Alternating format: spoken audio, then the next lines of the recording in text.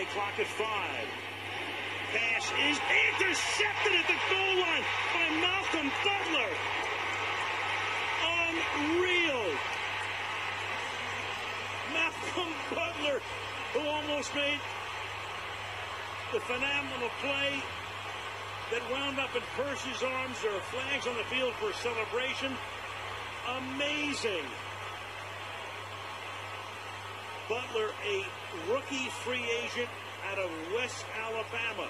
They try to pick play, Al. They tried to go here, but he beats them to the punch. And I'm sorry, but I can't believe the call. Me neither. I cannot believe the call. You've got Marshawn Lynch in the backfield.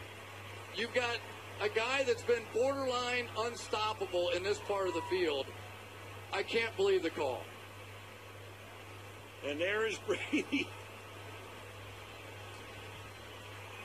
As demonstrative as ever, and Richard Sherman